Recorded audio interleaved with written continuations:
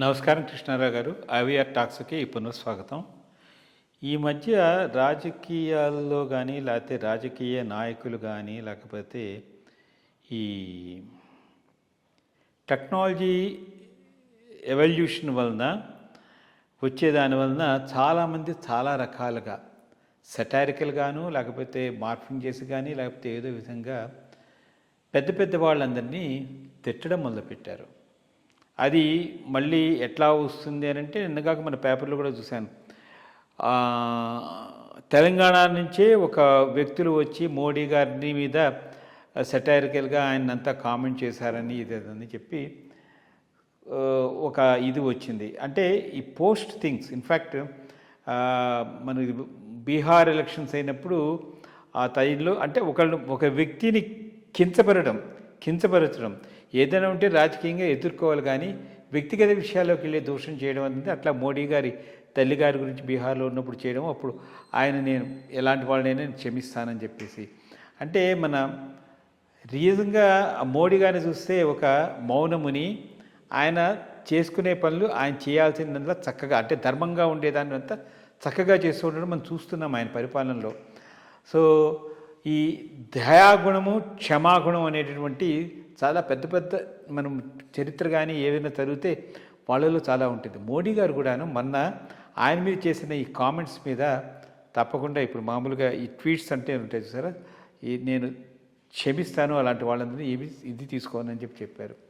In fact ఈ దయభిక్షంబౌ అని చెప్పేసి కూడా మనకి శతకాల్లో ఉంటుంది. సో అలాంటి వ్యక్తి ఇంత చక్కగా ఆయన అంటే మనిషికి ఒకటి ఏంటంటే ఈ అహంకారం అనేది ఎక్కువ ఉంటుంది. వ్యక్తి యొక్క జీవన విశ్లేషణ చూస్తుంటే అట్లాంటి వాటిన్నింటినీ పక్కకు పెట్టి ఆయన ఏం చేయాలి అంత అంటే ఎంతో నెమ్మదిగా ఉండి కూల్ చేసే దీంట్లో. ఇప్పుడు ఒక మనిషి మాట అంటే ఇమీడియట్గా మానవ సహజం ఏంటంటే ఇమీడియట్గా అవతల వాళ్ళని ఇది చేయడం అనేది ఉంటుంది. కానీ నేను ఎట్లాంటి వాళ్ళనైనా నేను క్షమిస్తాను, ఇది చేస్తానని మోడీ గారు పలికిన పలుకులు నిజంగా చాలా హర్షించదగిన విషయం. దీని మీద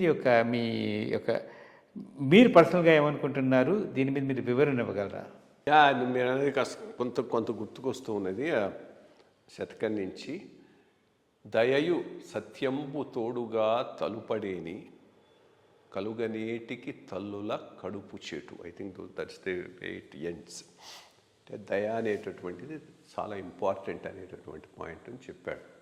ఐఎమ్ హ్యాపీ, ఎందుకంటే ఆ వయస్సులో ఆ పొజిషన్కు ఆయన తీసుకోవాల్సిన కరెక్ట్ నిర్ణయం తీసుకున్నాడు, దాంట్లో ఏమీ డౌట్ లేదు. బికాస్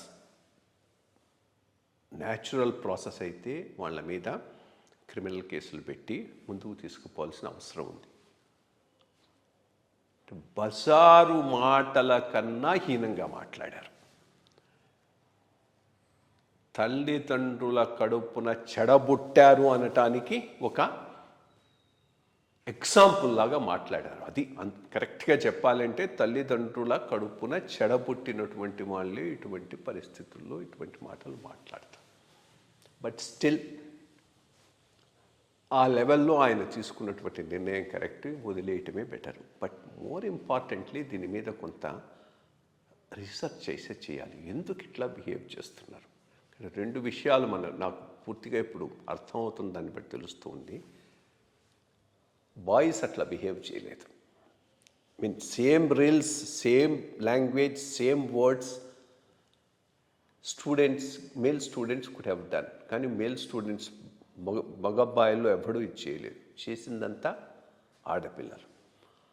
ఏదైనా పెద్ద కుటుంబాల నుంచి వచ్చిన ఆడపిల్లల అంటే నేను ఎందుకు అంటున్నా అంటే ఎలిటిస్ట్ స్కూల్స్ నుంచి వచ్చిన వాళ్ళకు ఈ జబ్బు ఉంటుంది.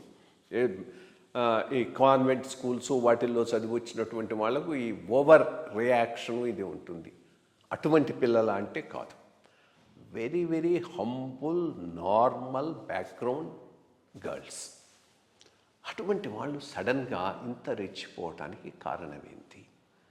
ఎటువంటి రెండు ఉండొచ్చు. ఒకటి ఇమిటేటింగ్ ది అప్పర్ క్లాస్. ఇక్కడ వచ్చిన వాళ్ళు అన్ని క్లాసులో ఉన్నారు.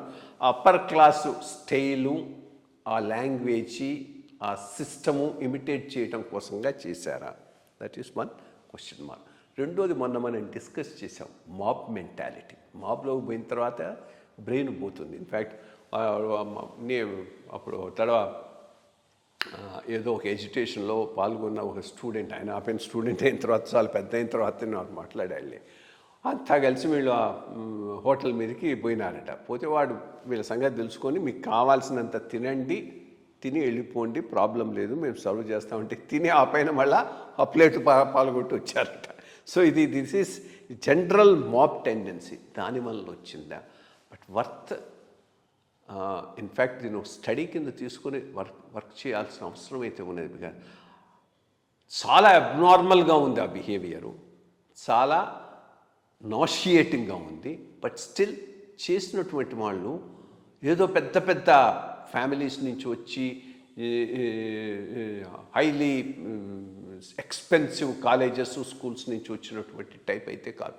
చాలా చాలా నార్మల్ హ్యూమన్ బీయింగ్స్, మామూలు ఫ్యామిలీస్ విత్ ఎకనామిక్ స్ట్రెస్ ఉన్న ఫ్యామిలీస్ తెలుస్తూనే ఉన్నది. సో అటువంటి పిల్లలు ఎందుకు ఈ రకంగా చేశారు, అది ఆడపిల్లలు ఎందుకు చేశారు అనే దాని మీద అయితే మాత్రం కొంత రీసెర్చ్ అవసరం నా దృష్టిలో. అదేను ఇంకొక వర్షన్ కూడా మనకి తెలిసింది ఏంటంటే, ఇలాంటి దాంట్లో మన ఇన్ఫ్యాక్ట్ డబ్బులు ఇచ్చి అనే విదేశీ శక్తులు పాకిస్తాన్ నుంచి కూడా వచ్చిన వాళ్ళందరూ కూడాను ఇక్కడ ఇది చేసి దీన్ని చేయించారనే వాదన కూడా ఉంది. ఎందుకంటే ఇప్పుడు మెయిన్ ఏంటంటే how to destabilise the government అనే దాని మీద చూసి ఈ యువతకి ఏముందంటే ప్రేరేపిస్తే ఇమీడియట్గా రియాక్ట్ అయ్యే గుణం యువతలో ఉంటుంది. పెద్దవాళ్ళంటే కొంచెం ఆలోచన చేసి యుక్తాయుక్త విచక్షణలు చూసి వాళ్ళు మాట్లాడటం కానీ, అంటే నోటి నుంచి వచ్చే మాట పెద్ద తూటా లాంటిది, దాన్ని బ్యాలెన్స్డ్గా చూస్తూ ఉంటారు. బట్ ఈ యూత్ అనేది ఏముంటుందని అంటే వాళ్ళ శక్తిని మనము ప్రాపర్గా ఛానలైజ్ చేసి అభివృద్ధి చేయాలి. కానీ ఇట్లాంటిది కనుక యూత్లో కనుక వచ్చేటట్టయితే దేశం ఎటువైపు వెళ్తుందో ఎవరికి తెలియదు. సో దీంట్లో ఇంట్లో పెద్దలు, కుటుంబ వ్యవస్థలు, సమాజము మొత్తం అంతా కూడా కూర్చుని ఇది చేయకపోతే మనకేమవుతుందంటే ఆఖరికి మామూలుగా చూస్తాం కదా, రాజకీయాల్లో విభజించి పాలించు అనే ఉద్దేశంతో అందరి మధ్య స్ప్లిట్ చేసి డీస్టెబిలైజ్ చేసి నష్టపోయేది ఎవరు? రేపు భవిష్యత్తు అనమాట. సో దీని మీద కూడా మీరు అన్నట్టు ఇన్వెస్టిగేషన్ చేసినప్పుడు ఇన్వెస్టిగేషన్ అయితే డెఫినెట్గా చేసి దీంట్లో దాన్ని ఏ విధంగా కరెక్ట్ చేయాలనేది కూడా చూసుకుని మనకి బంగారు భవిష్యత్తు ఉంటుంది. భారతదేశాన్ని 2047కి మోడీ గారు కలనకన్నటువంటి భారతదేశం వస్తుందని మనం ఆశిద్దాం. నమస్కారం.